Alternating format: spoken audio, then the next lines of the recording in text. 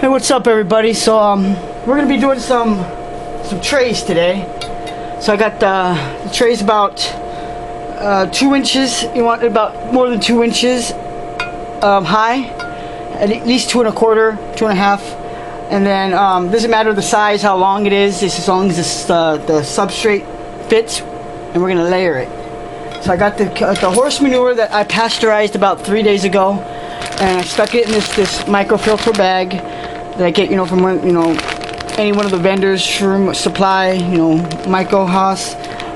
They work really good for casing. You stick the casing mix in here, and it'll stay good because it breathes, and also you can put it in the freezer, and it'll stay good for a while.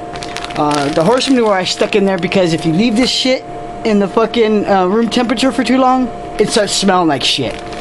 So I stuck it in the fridge, and it's still cold, but we're gonna go ahead and spread it. And it's still pretty good. If this stuff starts getting white, it means it's going bad. It's not gonna stay good very long. I got my colonized grains. I got Buzz Aldrin here. We're gonna spread. This is a spawn. Let's call this. We're gonna spawn this with the horse manure. I used a filter. This is a filter disc, and underneath the filter disc, I got a metal lid with 3 holes in it. That's going to give the mycelium for gas exchange. This is one thing you want to use for grain to grain. This was a grain to grain. That's why it's G to G, grain to grain. I had one that I inoculated with the syringe, and it had a filter top. Had a syringe filter and also a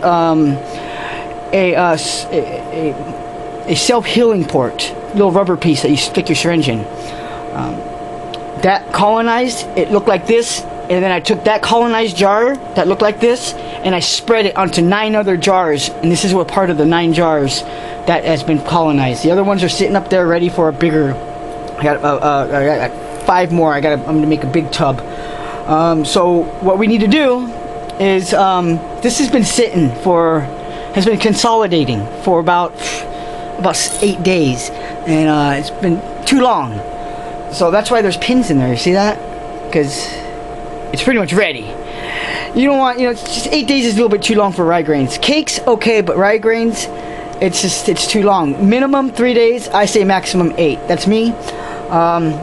So what we're going to do is we're going to break this spawn up. And how we're going to break that spawn up is there's certain ways you can do it. As long as you don't break the jar. I use a book. So we're going to use the mash book. Alright, so what we do is we just smack it, give it a good couple whacks.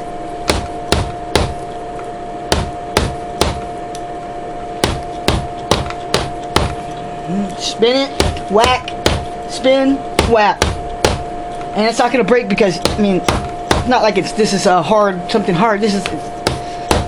I'm actually damaging the freaking book. Had this book for a long time too. But it's more damaged already since the water fucking got all wet and stuff like that, so it's all fucked up, so I don't care. So look at that. You see how the pins, they're, let me see if I can see that. I don't know if you guys can see any of the, right there. That's all, the pins are in there, and they're going to turn pretty much green and blue. That's just it being bruised. You go ahead and just leave them in there, spawn it with the pins in there, and then kind of shake it. Make sure everything is broken up. Okay, kind of look at it, because if it's not broken up, you're gonna have to break it up with your hands, and it's not very good. You could cause problems. So you get a good couple times a whack till they're nice and fucking separated. All the grains have to be separated. That's very important. Once they're all separated, I'm gonna open the jar. Okay. Alright, so as you can see, it's all separated. See that? It's all falling nice and loose. So we'll open the jar. And these filter discs you could use over and over again until they're pretty much dark from all the crap that it's filtering out. And you see that the holes are there. So the filter disc goes over the lid, and that's where this doesn't get wet, because when you're doing the sanitization in the pressure cooker, if this gets wet, if you had it underneath the lid and it gets wet, it's gonna just get contaminated. It's bad to get those things wet. So, and there's other ways you could do this. I like doing it the right way. You could use Tyvek and stick it over there and put the band on it. I'm gonna show you guys what's up with the different ways of doing the jar lids. And so we got it all opened up, you can see. And give it a good sniff.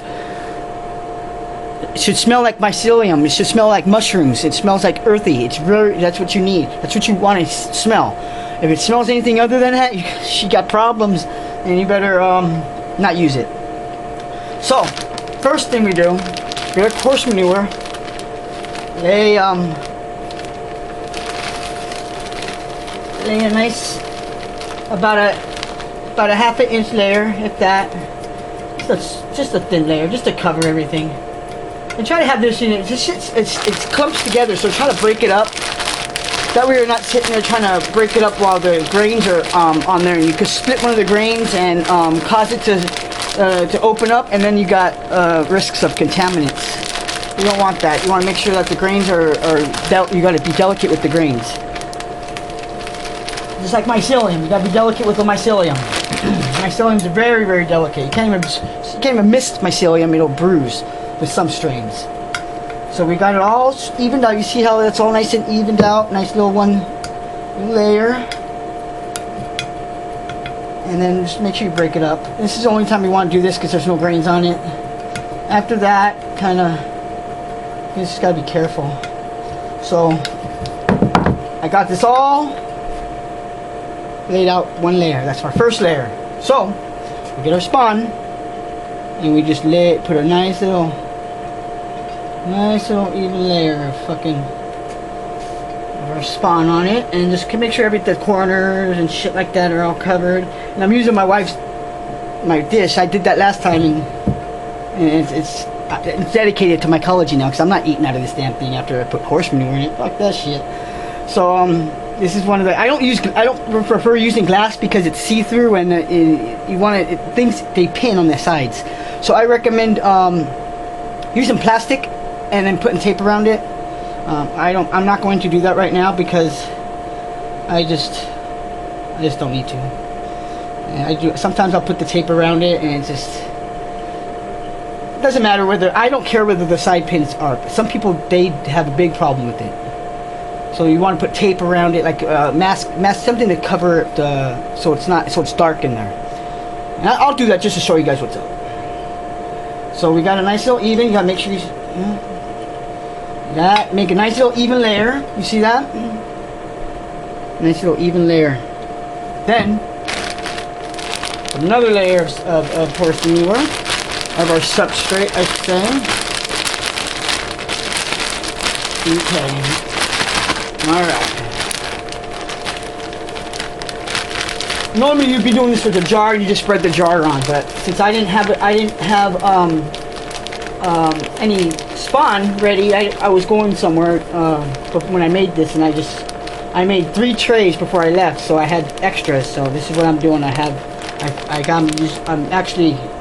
This one was the date was the latest date. The other ones are dated for longer, and I just wanted the earliest date you want to spawn first. Obviously, you know what I mean. So just kind of. And this is, you're gonna make a mess with this shit. You know what I mean? That's why. That's why I'm in the garage, and I start doing this shit in the garage. That way, the kitchen doesn't I don't have to clean it up. So right away, I can leave it kicking it for a little while, not all day though, because you're gonna smell that shit. It just gives me time. I don't have to rush. So we just kind of get the get the knife, and just kind of just even it out very lightly. If you got chunks right there, slowly break them up. Just kind of like just to kind of put them in half, little pieces. Make sure the ripe berries are covered. Make sure that spawn is covered, because it's important. It's not have to. They say the last layer you don't have to have. It's not. You don't have to have the some of them could be exposed. So. But if you could cover them up. See, I'm running. See, I'm got like one more layer. So usually you want about 4. You want to keep layering it no matter how big it is. As long as this is 2 to 3 inches, or 2.5 to 3 inches, you just keep layering it until you get to that point of 2 inches, and leave a space, at least a 1/2 inch to a 1/4 inch space, because we're gonna, once it's fully colonized with white, we're gonna throw casing on it. Even though the cubensis, they say that they don't need a casing, I put it on there. That's what I do. I do it my way. Any other people do it their way, they do it their way. But I like to put a casing on it, and so we'll even this out, you know, very slightly, kind of just. And if you get too many chunks in there, it's gonna be hard for the mycelium to colonize correctly. It's gonna be colonizing in patches, or sometimes it'll be like it's gonna take a little bit of time. I was noticing some of the trays I had above the fridge that's been up there. It's been a while. They've been taking their time to colonize. So we got the second layer of substrate, and let's put our second layer of spawn. Just want to shake it, and if there's chunks that come out, don't worry about it. We'll take care of that right now.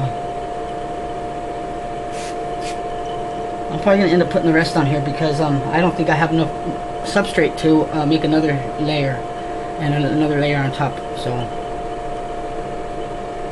some people will actually put a whole layer, put one layer of spawn, but they'll put one layer of horse manure or whatever substrate, and then use a thick layer of spawn and then another layer of horse manure.